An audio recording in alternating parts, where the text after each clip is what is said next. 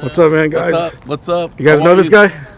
Watch out. This is Marcel. Marcel, camera op. Make sure you guys follow him on Instagram. There's Marcel, the camera operator for ABC, right? Yes, sir. But where else do you work on? ABC, but I do, a lot of TV and movie stuff. But as far as where most people know me from is I'm the camera operator for the Channel 7 News in the helicopter. How long have you been doing it? Man, I've been in the Camera Operators Union since '94. Mm-hmm. And I was stringing back then. I started stringing in '92. You used to string with Scott? Before Scott started. Okay. But I know Scott from stringing, but I remember when Scott first started. I was a stringer for a long time already. I was back in the OG stringing days. Me, Stu, there was only a few guys out there. Oh yeah, Stu Mandel and you? Yeah. Original stringers? Right. We're at Helinet. Yeah. We'll take a quick pass by here, but then we'll go to see the helicopter real quick, and then we'll come back and check out what's cracking in here. This is the Helinet Helibase. This is where we launch Air 7 from. So we're here basically 20 hours a day. We staff Air 7. And there's a lot of other helicopters here right there. We'll take you to swing over. Children's Hospital? My sister used to work at Children's Hospital. Yeah, this is the Children's Hospital helicopter. So whenever somebody needs to fly to or from Children's Hospital, this is the helicopter they use. So These guys are on 24 hours a day. They get the call. They gotta go. This is the helicopter they come and take. So who are the pilots that work these? There's some pilots. So right up here, just above here, we have a pilot's lounge and a bedroom and some other stuff. There's a pilot here 24/7 waiting for like Children's Hospital. We also have another pilot that's here 24 hours a day. They run a program where people need different things, like somebody has to get a heart transplant or a lung transplant. They will fly the doctors and everybody to do those transplants. Emergency, yeah. So they're there. Let me grab something real quick to make this. So every helicopter has their own pilot, like or do the pilots work on all the helicopters? Some of the pilots are checked out on everything, but some of them only work on certain types of aircraft. So that's a S-76. That's the same helicopter Kobe was in. Oh, really? We'll show you the inside of that in a minute, but we'll go over here to the fun stuff first. Right now, our normal Air 7 is in maintenance. Helicopter maintenance is a little crazy. They do it by the number of hours you fly. And so... You mind if I put light? Yeah, go ahead, man. Yeah, because it's really dark. Yeah. It's dark out here. It's early in the morning. So these two helicopters right here are news helicopters. You see the white bags on front. We'll open it up right now so you can check it out, but that's where the camera system is. This is the old 2-9 helicopter. It used to be Channel 2 and Channel 9. Now it's one of Air 7. So what happens is we have 3 helicopters and we rotate through them depending on what's in maintenance and what's not. So today our normal Air 7 that people know, the blue one, is in maintenance. So this morning I'm flying in this one, 828 off of Papa. It's all gray with no marking, so people trip out. They think it's the freaking FBI. Yeah. The conspiracy theorists always be like, oh man. Black helicopter. Black helicopter's following me. Alex Jones. Damn, dude. I've never seen a helicopter this close. This is my normal daily routine. This is what time I start. First thing we do is unbutton the beast, right? That's the camera system. So 6-axis gyro stabilized camera system. It's all set up. I'll show you how it works in a second. Let me put this back here. How much is this? Like $3,000? Nah. Yeah, close. So just the gimbal alone, yeah, you're talking about $500,000. Just the gimbal? Just the gimbal. That's not including the camera or the lens in there. So, when you add it all up, you're looking at like $1 million system just in cameras. Just to get the chases. This is where you guys see the chases from this camera, right? Yep, this camera right here. This is the camera, bro. This is where the chases happen. I'll plug the helicopter in real quick. Oh, no. When we're on the ground, we'll plug it in and I'll turn some lights on so we can see. Nice. Sick. Do you know how to fly? I do, but I don't have my pilot's license. Okay. I know just enough to land. Does that make sense? Yeah. Just so I don't get stuck. Let me grab a... Yeah.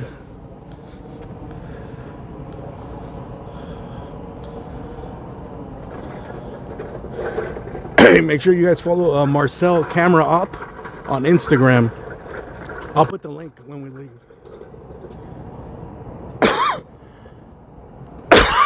I'm sorry about the cough, man.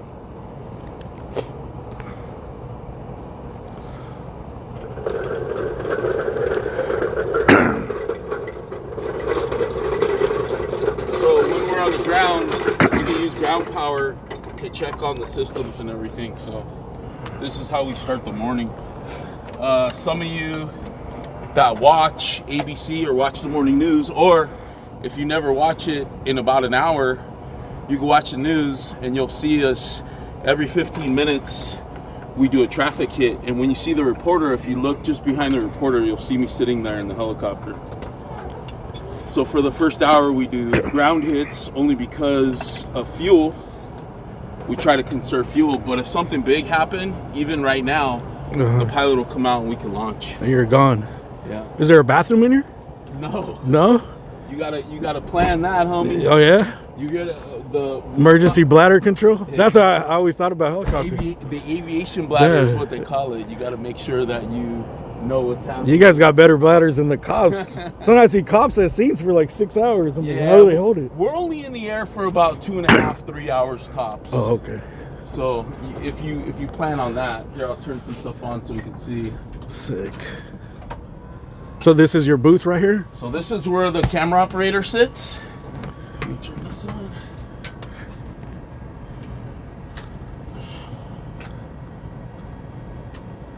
Turn some shit on. I couldn't do this, dude. I pissed my pants. Like, this is where the camera operator sits. Yeah. Normally we have a reporter that sits here. And then the pilot sits over there with the cyclic. You can see the controls. So a helicopter only needs one person to fly, and then we run with the reporter. A lot of other news agencies run with just the pilot and the camera operator. We run with 3. Unless the reporter's off that day or whatever, then we'll run with 2, but most of the time with 3. And there's a camera up there that you can see the reporter in when they're doing the reports from inside the helicopter. It's kind of like an expensive GoPro. It's like a 4K camera. So let me turn on some lights here. So you're the one that's tracking. Does it have like auto track on the No cars auto and stuff? track. No auto track. It's all manual. You gotta manually do it. So you're earning your money up here. You gotta do it. So I'll show you real quick. So it has no like, damn. No auto tracking, no nothing. So this is how it goes down. I have a laptop here that I am controlling everything as far as camera exposure, and this is all camera movement. So when I activate the gimbal, you see it move in the front.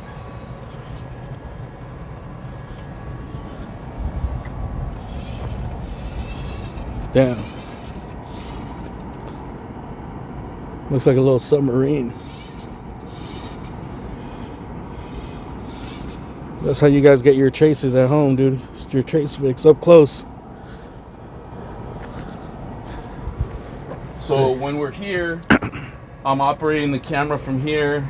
I have a recorder that's here so I can record on board. Because if you look underneath, there's a little clear shell down there. Yeah. That's a microwave, so that's sending the signal to the station. That troll thing? That troll thing connects to the mountaintop, and that's how you get the live picture at the station. So like up on the top of the mountain, like right. So with this portion right here, this little box, I can decide what mountain I want to change it to, and that's how I send the signal, and that's how you see it live at home. Is I'm sending the signal through that troll. A lot of times on long chases, I might have to change that signal a couple times. Like if I'm up in the high desert, I'm hitting one mountain, and then if we come down into the valley, I have to switch to another mountain, and if we go to the basin, I might have to switch to another mountain. So some of the times when you're like, oh, the feed is breaking up, it's breaking up, that's the operator might need to just swing the camera a little bit or swing the signal. How does it transmit this? Is it infrared? It's or? Microwave. Microwave? So it's taking that signal, breaking it up into digitizing it, X's and O's, and sending it to the mountaintop through that transmitter that's on the bottom. Wow. And then there's a receiver on the mountaintop, and that mountaintop takes it in and then that's how you see it at home. And it's instantaneous. It's not like anything else where there's like, a lot of people think that there's a lag, so that, oh, they didn't go live, or there was a lag on there. There's no lag, it's live. So I have to be careful when I'm shooting sometimes, because if like it's a dead body or somebody gets shot, people are gonna see it instantly, and that's when they're yelling at me, turn it off, turn it off, zoom out. So it happens sometimes. So they're in your ear the whole time, telling you like what they want with, right? Right. I have a headset on. Usually my headset's over in my office, but I have a headset on. I'm talking to the pilot. I'm talking to the reporter. I'm talking to everybody. And when we have everybody in concert together, I'm also talking to the station. So I have a number of radios here that I'm listening to the station and talking to the station on. I'm also have a scanner, so I'm listening to the incident, whether it's a pursuit or a fire or whatever. I'm listening to them talking. I have a switcher here, so I can switch in between whatever signal I want. It could be the nose camera, it could be the interior camera. We have lights here that light up the reporter so that they look all lit and ready to go. And then pretty much all that, I just monitor all this, the audio and video in and out, as well as, you know, directing the camera and keeping it on the subject. But like you said, there's no auto tracking. There's no nothing like that. So when you see that up close, tight picture of the car, that's you staying on it with the joystick. On it. Yeah, I don't use the joystick. I use the drift knobs. They're just a little more precise. Most of the guys that I know, so you could see the camera's moving right now, and I'm not even touching the joystick. Okay. And so it's guys that have been operating a long time, I think, or guys that do news. We need the precision. So I'm using the drift knobs instead of the joystick. And then over here, this is zoom, focus, and here's my iris. So you're doing that the whole time, focusing, zooming, iris, as well as, you know, working the pan axis and the tilt axis. So you're here, I'm there, I'm all the way in, and that's, you know, that's pretty far away even right now. Where's that B1? That's that B1. It's through the golf cart over there. Oh, that one. So it's in the middle of the runway there. And then, you know, here's that Gulfstream sign that's all the way across the runway. So you probably can't even really make it out on a regular camera, but here I'm all up in that thing. But that's pretty much how the operation works back here. You know, it's not big. I'm not a huge guy, but I'm not small either. But these are the quarters we work in. Air 7's set up a little different. It doesn't have this box. It's just a back seat, and all the controls are right here. I like that one a little better. This is just the backup. This is Alpha Papa. This is the one. If we're not in Air 7, we're usually in this one, or we're in 29 HD. Oh, what's your Instagram? It's Marcel _camera op. I'll put the link in the chat. On everything. I'm on TikTok, Instagram, Twitter, YouTube, everything. It's Marcel _camera op. And then I also have a YouTube, Sky Snitch YouTube. Oh, that's I forgot about that. Me and Stu. Yeah. Stu is another camera operator / reporter. He works for Channel 11. We were out stringers together in the 90s. And so occasionally we'll go out and just cruise the streets stringing, and we'll go live on that channel, the Sky Snitch channel. We haven't done it in a while. Stu's had some stuff going on, so we've been just chilling. But I think in the next 2 weeks we'll probably do a Saturday, and you're gonna go out on the streets. We'll be out on the streets. Yeah, I remember I seen that a long time ago. It was a couple of years ago, no? Yeah. We've been doing it for a couple of years now, and we'll pop on there every now and then. But how'd you get into this job from stringing? So stringing, I was a fireman for a long time. Oh, nice. And I was stringing in the fireman, and the fire service ended. I was shooting TV and film. And so I was still camera operating, but I was doing TV shows, commercials, and movies. And then I landed here at Helinet doing movies and commercials. And then when there was an opening on the news side, I jumped over. This was always my dream job. I mean, as a stringer, right, you know, the biggest thing is getting from one place to the other, especially here in LA. And what better way to do it than in a helicopter, you know? I could get to Long Beach in 15 minutes from here. So it's one of those things where it's a stringer's wet dream to get in a helicopter and do it. Yeah. And then, you know, I got lucky. The thing people don't realize is LA is the biggest market for news helicopters, but there's only 4. So there's only 8 people that do this job. I'm one of 8 people that do this job in LA, and LA is the biggest market. No other market has 4 helicopters. A lot of them have 1 or 2, but in LA there's 4 stations with helicopters. And so there's only 8 seats that do my job. And so to find or to get that job is tough. You know, it's like, it's not what you know, it's who you know. And it's just opportunity meets, you know, preparation. I was prepared. I had done it. I was a stringer a long time. And so when the job opened up, I was able to jump in and get it. Nice. But yeah, if you guys have any questions, you guys got any questions about the helicopter in the chat, rolling through? The eye in the sky. Shout out to Stu, they say. Yeah, Stu's the man. Stu's the guy most people know. You know, he's been around. He's worked at Channel 2, Channel 9. He's worked at, now he's at Channel 11. So he's been around, and you know, he has a big following on the internet. And not like me. I'm the undercover. A lot of people may know me or they may not, but I'm pretty much under wraps. I have fun doing it. I think a lot of people know you from the stringer community. Stringer community, I know a lot of stringers, but as far as a lot of people out there, but Stu had that like Facebook page, no? Like, yeah. There's a Facebook. He has a fan page that somebody runs. Yeah. I pop in there and answer questions a lot of the times, because a lot of times people just don't even know what's going on. They be dropping on bullshit. So I try to get in there and just provide some facts sometimes, or drop what's happening, because I'm always listening to the scanner. I always have it on. When we go to my office, you'll see how that's set up. So normally, my normal day is I come here, I set up the helicopter, plug it in, get it all dialed like you see it, and then I have my first live hit at 4 a.m. And so from 4 a.m. to 5 a.m., I'm on the ground, but every 15 minutes we have a live hit. And then at 5 a.m. we launch, and then from 5 to 7:30 we're just cruising, we're just flying.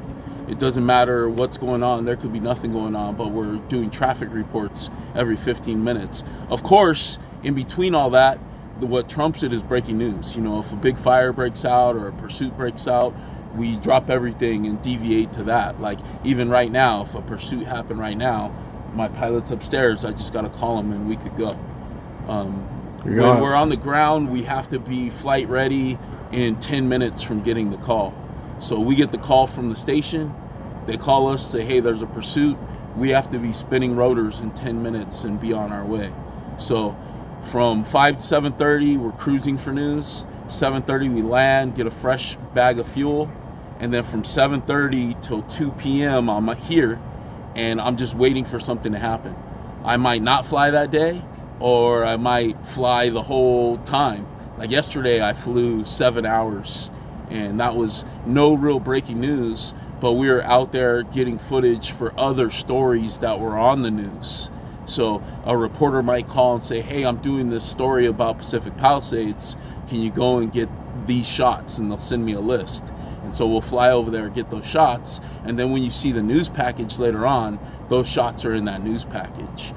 In the industry, in the film and TV industry, they call that B-roll or alternate footage. So a lot of our mission some days is just B-roll, where we're out there getting that alternate footage or getting footage. So you might see a news helicopter and it's flying around, and people say, oh, there must be a pursuit. You know, Channel 7's flying. And we're just getting B-roll. We're just out there flying. There's no breaking news. We're just getting some footage for a reporter or for the station. It may be a story that's happening next week. It just depends on the severity and how close they need it. So, Kat sent a super chat. Thank you, Kat. Do you always fly with the same pilots? Sometimes. I mean, for the most part, like in the mornings, we have a morning pilot. We try to keep it the same guy, but you know, they take days off or they alternate too. But we try to keep the same AM and PM pilot for the news, because that's how you get that consistency, right? It's a dance up there, because I could only move the camera so much.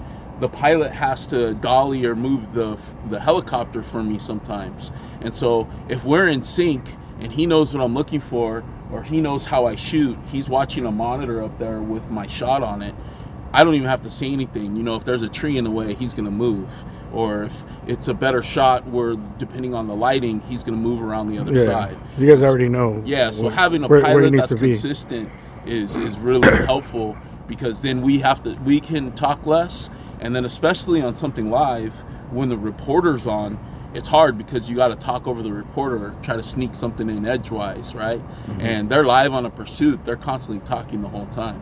And a lot of times they'll sneak in little things like, yeah, we're going, and that guy's going to make a left. And if my pilot will move to the west a little bit, you know, he's giving the pilot cues as he's reporting sometimes. Or he'll even say to me, as we open up this shot, that means for me to zoom out.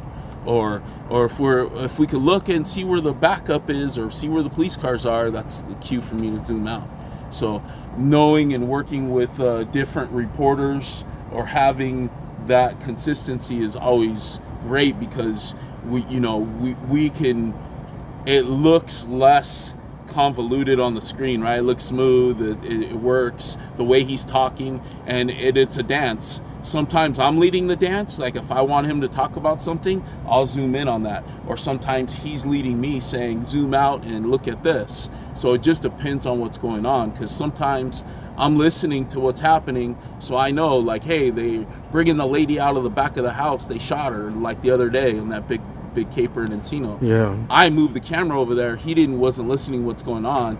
So he already, they're bringing somebody out. So I was leading the dance at that point, but it's just one of those things where we just kind of switch off, and it depends on the flow of the story, how it happens.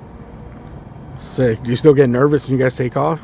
No, I've been flying a long time. I've been here almost 10 years, and so I've been, I'm not worried about it. A lot of people say, oh, you scared to fly, and what happens? And like even yesterday, there was a helicopter crash. I mean, the odds of crashing the helicopter are very slim. We have very good maintainers, and these things are looked at and maintained on a daily basis. And after every flight, there's a pre-flight, there's a post-flight. They're checking for problems, they're checking for things all day. And at the end of the day, man, when it's your time, it's your time. It's like, you can worry about it all you want, but that worrying's not going to do anything for you. I still have the thrill every time I get to work in the morning. I'm excited because I get to fly in the helicopter. And I mean, some of the views I see of downtown LA, I'm not even talking about the stories, just flying around LA, seeing the sunrises, the sunsets, seeing the LA from a different perspective. If you've never been up in a helicopter, it's different from a plane, and you see things that you never would see anywhere else. And fortunately for me, I'm still geeked up about that. I'm excited about it still every day. It's a once in a lifetime job, and I realize that, and I'm like a kid in a candy store every morning. I'm like, man, I'm here, I'm doing it. Like you said, never been this close to a helicopter, right? Yeah. Not a lot of people have. A lot of people see the footage, but never see the behind the scenes on how we do it and how it gets done. They just think it magically appears on the TV, and that we're in a magic carpet, we could be over every pursuit all the time. We're trying all the time. Whenever we hear it, they go in pursuit, we're going. And a lot, from listening to the scanner, and your followers know from listening to the scanner, they're canceling pursuits left and right. You never know when it's going to be one that's going to go or one that's just going to go, but we have to try. So there's sometimes, maybe 5-6 times a day, we walk out here to the helicopter, and by the time we get out here, it's already over. Yeah. And then we just don't spool up or don't go. But it's one of those things where a helicopter is an expensive tool, right? It's for stations to have a helicopter and keep it going and keep it running for 20 hours in the day. It's expensive to make that happen, but in the LA market, the news is still enough where we can support having helicopters. And here at Channel 7, we actually staff 2 helicopters per day. So from basically 3 a.m. to midnight, 1 helicopter staff, and then we have another one that's staffed from 10:30 to 6:30. So if there's 2 pursuits, we could cover 2 pursuits at a time. And then at any time, if anything's popping, we get called in, and we're here 24 hours a day. We'll switch into a continuous coverage mode where, like during the wildfires we had 24-hour continuous coverage where we were here all day just flying. We would fly 2.5 hours. The other helicopter takes off, relieves us. We come get gas, get us a break, and then we just keep doing that cycle so that there's a helicopter up the whole time.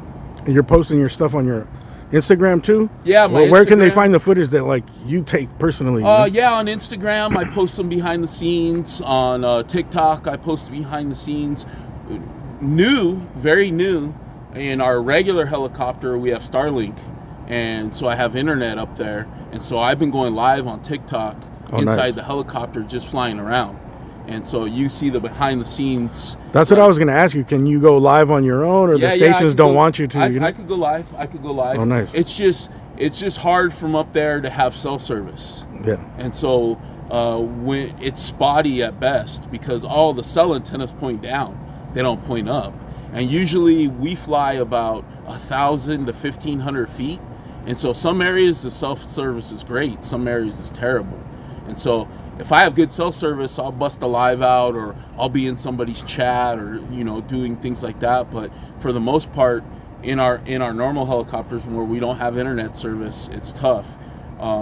Pretty soon, all 3 helicopters will have Starlink, and when that happens, I'll be going live a lot more, because I could do it because I have internet access, and I could go live. And I don't know.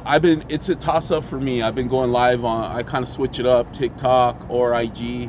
I'm trying to be more consistent, I'm not really, I don't have a huge following. So sometimes it's like, the motivation to do it is if you got followers that want to interact, or followers that want to watch your content. And I think like even now my TikTok's just getting out there. People are finding out about it. And same with my IG, people are just finding out about it. And so I bump live on there all the time from inside the helicopter. Like during a pursuit, you could watch it on the TV and watch my TikTok or Instagram and see the pursuit from the behind the scenes. Nice. So people kind of dig that. And then I'll take those clips and make little, reels or whatever, and pop them out. So if you go to my IG, there's a bunch of reels from behind the scenes of actual pursuits and things like that. So it works out. Yeah, so make sure you guys Marcel_camera op, right? Yep. On all platforms. Camera op on everything. Same name on everything. You don't want to go do YouTube? You want to stick to like Instagram and TikTok? I have YouTube, but I just, it's one of those things where if I get more consistent, I'll probably move to YouTube. It's just, I think the TikTok and Instagram, I could do little short snackable stuff. And so that's why I stick to it. Yeah. And that's where I find my time. I spend a lot of time on there following and scrolling. I follow your feed all the time. So like for me, a lot of times when you're from 1 a.m. or 2 a.m. when I'm driving to work, I'll have you up and just seeing what's going on, getting a feel for what the city's doing. When you're cracking and it's busy, I know when I get to work, it's going to be busy for me. And then if you're quiet or people are quiet out there, then I know it's going to be slow, you know what I mean? And then some of the times, some of the stringers, they hate to see me watching because they know when I get to work, here I come. And they're not going to be able to sell no footage. Yeah, that could be the difference of them selling footage or not. But I try not to crack on anybody's stories, Some of the times it'll all fit together like a puzzle piece. They'll get the ground footage and we'll come and get the aftermath, or come get it and pick it up when it's still happening. But there's a lot of stringers that see us and that's dollars flying out of their pocket up into the air, It's like when the news van pulls up to the scene, they're like, fuck. Exactly. You're like, damn it. But a lot of people don't understand that stringer game, how it works. It's a hard game out there. I did it probably during the heyday when there was no cell phones, there was no streamers. It was hard tape, and you had to, you took footage, you put it on tape, and you delivered that tape to the stations. And that's how they got your footage every night. It wasn't like it is now. You send them an email link and they're downloading it, There was none of that. It was hard tape. It was, that's how we did it back in the day. And there was probably 6 or 7 stringers in all of LA County. Yeah. And I mean, you could go on scene right now and there's 20 guys that are live streaming, It's a different world. I think it provides more access and more people are seeing what's going on, but at the same time it's different, especially if you're trying to do that for a living. It's a lot of people don't know the hard work that you put in out there every night, the consistency to be out there every night, to understand the streets and listen to the scanner and get to these incidents. It's not easy. It's wear and tear on your body, wear and tear on your vehicle, wear and tear on, you know, these hours even, or wear and tear on your just life. Yeah. Because you The try lifestyle. to sleep during the day. Yeah. You know, for me, Yeah, but it's worth it. yeah, it's worth it. It's fun, and you know, people love this shit. It's fun. It is fun. We could go check out the whatever you want. Bat Cave if you guys want to. If you want to, yeah, man. We're here. I didn't know you were gonna give us such a good tour, man. I came here because he's gonna help me with my scanner to program my scanner I got. I thought you were just gonna give me the SD card and like no, maybe man. show me the outside of the helicopter. You get the whole dollar tour today. Sick. So over here's Helenette. This is our offices. This is where we have a dispatch center that's monitored and manned 24 hours a day. All of our administrative offices. Like I said, there's a number of missions that Helenette handles besides the news: Children's Hospital, organ transfers, charters. Like if you want to charter a helicopter, you can come to Helenette and jump in a helicopter and fly around LA. Or So anyone can rent a helicopter. Anyone here. can rent one here. This is the one that Kobe crashed in? Same style? Same style, yeah. That's a Sikorsky S-76. When we get inside, I'll show you one a little bit more close up. We have one inside the actual hangar here. One thing that's nice about Helenette is this hangar here, that's our maintenance department. They do all of our maintenance here on site. So they're here and they do things right here. So it doesn't have to go out for service or anything. So this is our main hangar. This is where I hang out during the day. Like I said, this is another Sikorsky S-76. Sick. This is an S-76 too. Oh, I get it for you. There goes my scanner. There goes the scanner. Scanner down. There's one back. Just leave it right there. It's cool. I'll pick it up. Let's do the... Where'd it go? Is missing a battery? Oh no, they're all here. There's three. There's three, yeah. Here's the S-76. Nice, it's lit up in here too, so we can go wide. Ooh, can I get in here? Yeah, go ahead. Bro, this is presidential. Oh, you gotta be tall to get in here. So what is this helicopter used for? This is just for charters. People come and they want to take a helicopter from Van Nuys and they might be going to Orange County. A lot of people lately have been flying down to the games, like we fly from here to Hawthorne. So they'll come and take a private jet, land here, jump in a helicopter, fly over to Hawthorne, go to the game, fly back, and jump on their jet and go home. So nice. Just depends on where you want to go. This is more of a luxury. Like I said, this is the same style Kobe was in. This is a Sikorsky S-76. What's the cost for this? To rent it? To rent? Or to like, you know, I don't know how much. I don't know how much it costs to rent the Sikorsky. I should know that. I should find out. But like like let's say a A-Star, like what I fly in, we have one that you could rent for like a tour.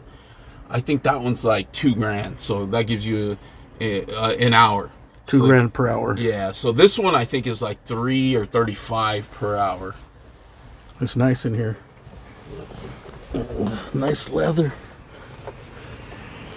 Does it fit more people? What's in the back? No, that's just storage in the back and the engine compartment, things like that.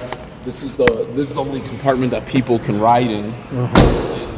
Usually this flies with 2 pilots, so you can see it's a little more sophisticated than the A-Star.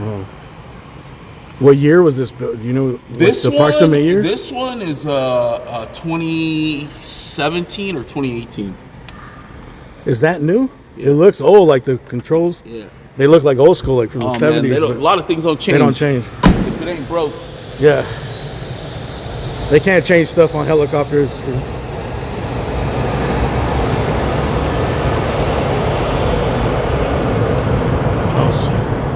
This is the boom boom room. Someone asked a question, dude. If you knew a guy named Bob something, but fuck, what was his name? Bob Tur. Yeah. Thank you, Zanti. Yeah, Bob Tur. Bob Tur was one of the OG newsies. He was the guy who kind of started news from the helicopter.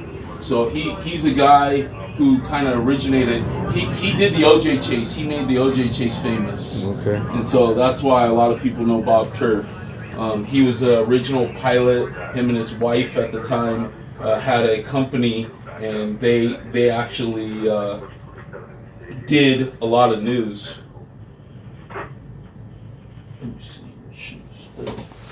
Did I break it? No, the slide here. I got a good deal on that scanner. I know I had asked Scott like, "What's a good scanner?" And you were like, you gave him like a $6,000 one. I was like, "Bro, yeah, that's how much money do you think I make?" That's one of these. You know, these are like actual radios. They're not scanners. Yeah. So you can program. This is a unit in SDS 100. So that's kind of like the big brother of this. Yeah, I'm gonna get that one next. And then there's other radios. There's an XTS 5000. That's a good radio. This is a Unication G5. That's a good radio. It just depends on what you want to listen to. Those are all SDS 200s. Those are kind of like the mobile version of the SDS 100. So it just depends on what you want to monitor. So this is what people put in their cars. I just need a handheld, you know. Oh, I seen you posted on your Instagram about this pin. You guys got these new pins, huh? Yeah. These are sick. So the one on top is the new one that just came out, but I don't even have them yet. The Helinet one? No, the new one is the Air 7. See the new paint job, and that's the old paint job. So that's the difference between the two. The top one is the new paint job. The one with the red stripe is our old paint job. And who gets these? Do they sell them? They don't sell them. They just like give them away? The station made them, and it's one of those collector's items. That's dope. Mostly to like employees. Yeah, LAFD too. Those are nice. Oh, goodness. You got 10 minutes. I'll be in 10 seconds. Did you ever work for another station or only ABC? No, just ABC for me. Is there something in here I shouldn't be showing? No, you're fine. Everything's good. Television unit 415 13677 Brussels Africa 20504. I think it has a card in there. Yeah, I got it. The slide was stuck, so I gotta put that back on. It's all good. All gravy. Are these what Scott put in his car right here? Yeah. Right. He put SDS. He went digital. Yeah. He was on analog before? Those are what's called simulcast scanners, which they do better with like LAPD, and so a lot of people have gone to that one. But in the end of the day, it's all what you put in it, not what the scanner is, and it's all the ability to listen to it, right? You could have a dope scanner, but if you don't know what you're listening to, it is what it is. His Instagram is Marcel _ camera op. Here, I'll put the link in the chat room. I did put it in my link notes.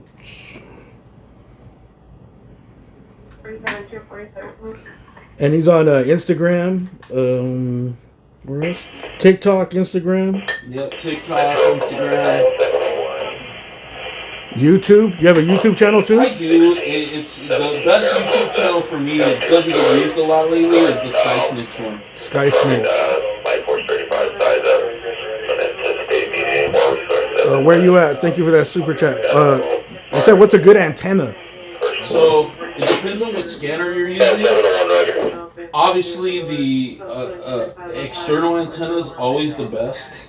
But for like, if you're using one of these, like the SDS 100s, this is it's called the Remtronics 920S. That's the best all-band antenna to use for a portable scanner. So like, this is a stock antenna. Yeah. And you can see it's just a little different. But this is this is not a stock. This is a Remtronics antenna. So this is whoever had this before has an upgraded antenna on here. The stock antenna is whack. This one's a little better. This one's a little better than that one. Okay. You think I should upgrade the antenna, or I should just wait and upgrade? I would wait. Upgrade like the whole scanner. Yeah. See what you hear first, and go from there. Did that answer your question? See if that worked.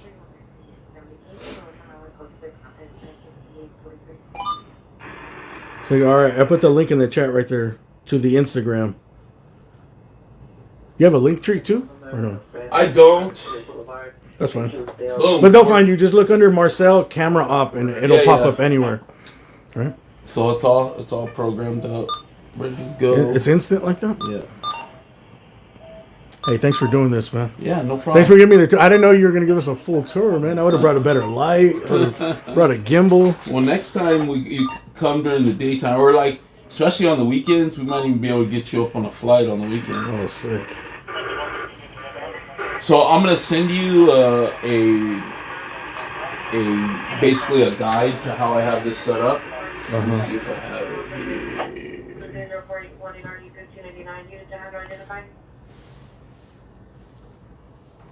What's like your favorite scene you ever filmed?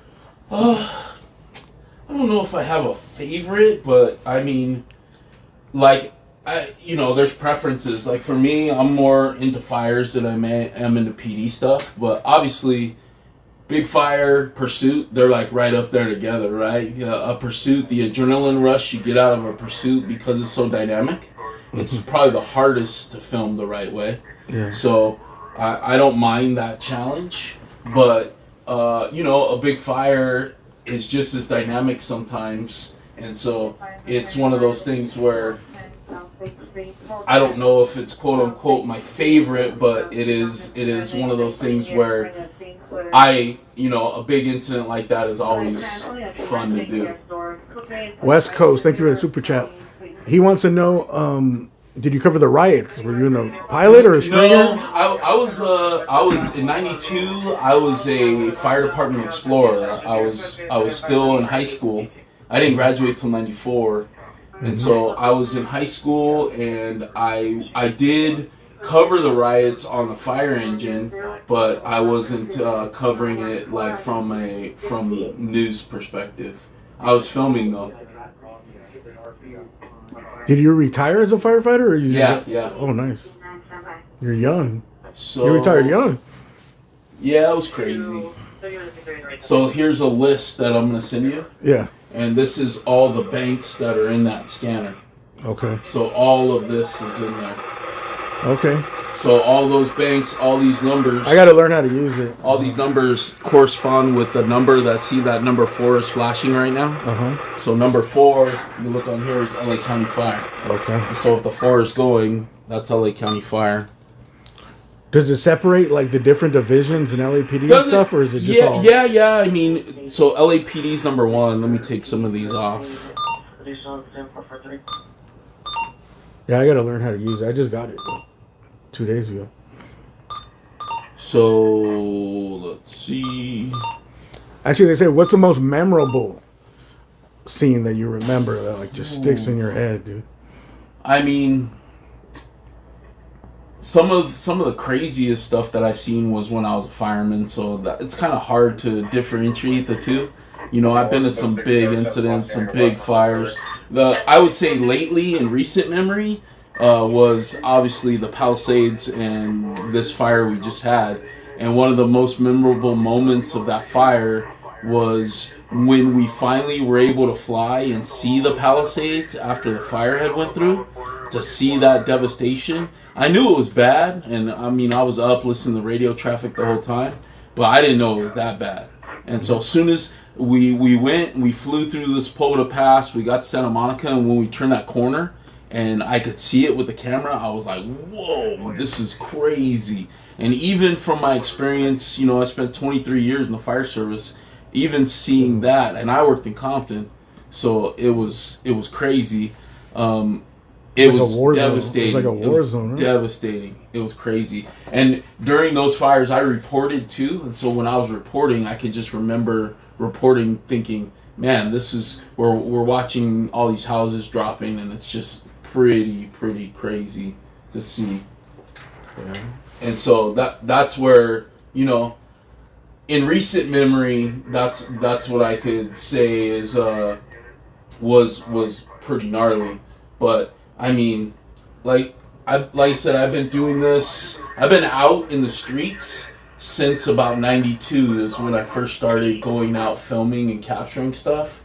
And so you're talking, be doing it for that many times. I've seen shootings happen in front of me. I've seen crashes happen in front of me. I've seen explosions where people got blown out of the way, and or firemen falling through the roof, or people getting shot right there, where you're on a scene and a drive-by happens and somebody's shot right in front of you.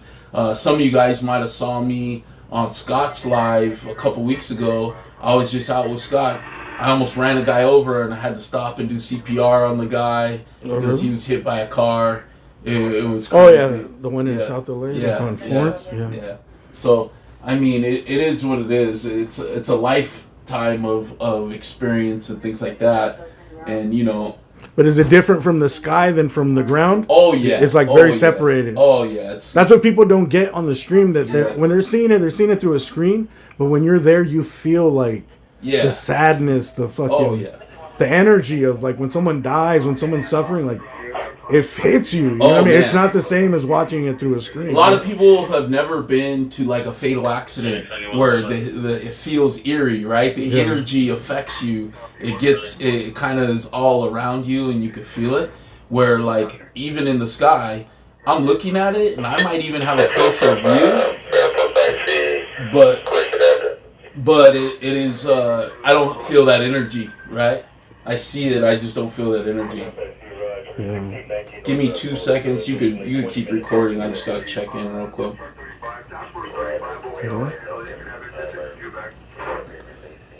Thank you, Cubs, for your flight with Mark. Hey, good morning. And Cat Harvey, how many hours California you flying a full tank? Always. Thank you, guys. Let's let him make the phone call. We'll be all right. All right. Sounds good. All right. We're back.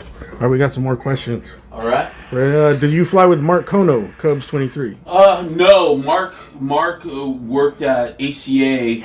I know Mark really well. He worked at a different company when he worked here at Helinet, but then when Channel 5 moved to ACA, which is out of Whiteman Airport, he moved over there, and I came after that. But I know Mark. I talk to him all the time. He's now working at Maverick Helicopters, and so I actually was texting with him last week just to kind of catch up and say what up. But I like Mark a lot. He's a good dude. Cat Harvey, how many hours can you fly on a full tank? 2.5 hours on a full tank. Oh, that's it? Yeah. 2.5. I didn't know it was that little. 2.5. That's what we're limited to. Okay, so that's why you say you're only 2.5 hours in the air, and then you got to hold your pee just for that 2.5 hours. You know you're gonna have to stop for gas. Yeah. So when you stop for gas, you fill it up and you empty. I thought they had like a little emergency bathroom back there or something. No. You know what? I've heard of guys, having to pee, and you'll see in a lot of the helicopters there's a Gatorade bottle in there, and that's the just in case. That's the best. That's just in case situation.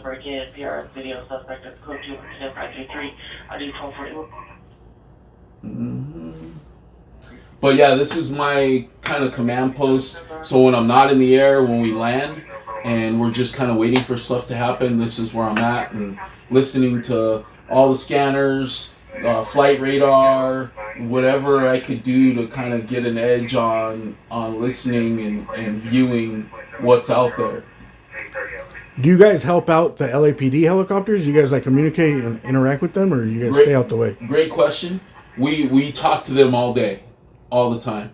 And a lot of times, they can't be everywhere just like we can't be everywhere. And there's stuff that we see with our camera that they can't see. So there'll be times where they're asking us, hey, did you guys see a gun? Or did you guys see where that guy went? Or can you roll back your tape and check to see what that guy was wearing when he jumped out of the car? And so our pilots are always talking to their pilots. For those of you who are scanner nerds, there's a frequency in LA where helicopters talk to helicopters. It's a great frequency to kind of tap into because you hear a lot of information of helicopters, where they're at, and they're talking to each other, and they're sharing that type of information. And I'll text it to you, and you can pin it or send in the chat later on. But it's a good frequency to have because the guys are always talking on it. But yeah, I kind of just throw on all the different local channels, different channels. Like I'll have YouTube up on this screen sometimes. Whoever's live, I'll have up there. And this is kind of where the action happens here on the ground. And then so if I hear something, and let's say a pursuit happened right now, I would call the station, let them know, hey, there's a pursuit, and then we just decide if we launch or not. when we go. Nice. How competitive is it between the news stations? You guys work together, or is it like cutthroat? It used to be cutthroat. It's not as cutthroat as it used to be, but it's still. I mean, there's a pride factor to it. Every helicopter wants to be the first one there. They want to have the exclusive. They want to be the one that has the breaking story. If there's one helicopter over a pursuit and nobody else has it, that's where all the viewers are going to go, right? Yeah. So that's where the competition comes in for the number of viewers. But it's different than it was before, because now with viewership, it's so split up because people are watching streaming, people are watching linear, people are watching it all over. So the numbers aren't as solid as they were, whereas before there was only linear TV. So you knew how many viewers you had, and you knew if you kicked the other station's ass, because you could tell. And like every year it would come out, like they'd have ratings during sweeps and things like that. Who's the number one newscast in LA at this time? And that was all based on the number of viewers. It's very hard to tell that number these days because of streaming and people watching online or on digital forms. But for example, I had a pursuit last Friday, and it's already to like 6 million views on YouTube. So the number of viewers is happening not only as it's happening, but as that content lives on. On your channel or the ABC on channel? ABC channel. On the ABC7 Are you able to upload? Building the following and you know what people want. Building the following and you know what people want to see is tough. That's the hardest part, is building it up, right? Well, someone asked if you've seen anything like UFOs and stuff. No UFOs. No. More here. Any weird footage, UFOs? Yeah, no. Just lights in the sky. I'm gonna start getting shit ready to get going. You gotta go? I gotta just at 45. I gotta be out there to get a stream up to the. Okay, it's 3:30. Hey, well, thanks for the tour, man. Thanks for that. Yep. What do I owe you? You owe me nothing. I owe you. I'll get you back. You owe me nothing. There you go. Thank you, man. Hit me up if you got any questions on how to use it. I mean, the banks are pretty. I'll give you this. I'll learn it. Yeah. To activate a bank, see, like right now, only one is blinking. That's only scanning bank 1. So if you want to scan bank 2, you hit 2 and yes. And now it's scanning bank 1 and 2. Okay. And then if you want to take a bank off, you just do it the opposite. So 2, yes. Now that bank's off. And if the bank is up there, that means you're scanning it. So there. And then you can turn them all on. It's all on, all off. So when we get to a scene and we want to get just central, we could isolate the central. So if you hear something, you just hit this channel button, and it holds it. And so like right now, it's held on Pacific, right? And then you can turn this to dial it in. So there's a channel number there for LAPD. Okay, nice. So we can pick the division. I just hold the channel. You could hold all 3, but the channel's the easiest. So like right there, I stopped it on Santa Clarita Sheriff's, but then I could turn it. Okay, there's Century Sheriff's, there's East LA Sheriff's, there's West Hollywood, and then I can unhold it, and now it just starts scanning again. Nice. All right, man. We'll let you get to work, man. Thank you.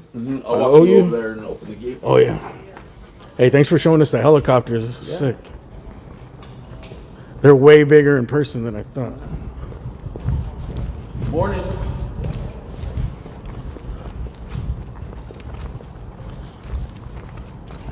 I didn't know you were going to give me this whole full tour, dude. So you can tell everybody, if they're still hanging in there in the chat, at 4 o'clock, watch Channel 7. And when the guy that we just said hi to, Scott Reif, he's the reporter, when he's on giving the traffic, look behind him. A lot of people don't look behind him. Look behind him. I look like the creepy neighbor. Sometimes you just see this part of my face, but that's me back there. And you'll see me on the news in about 15 minutes. 15 minutes. 15 minutes. Be live. Hey, Be thanks, live man. On the live. I owe you. Yeah, man. Anytime. Hey, thank you. Well, let me get out here.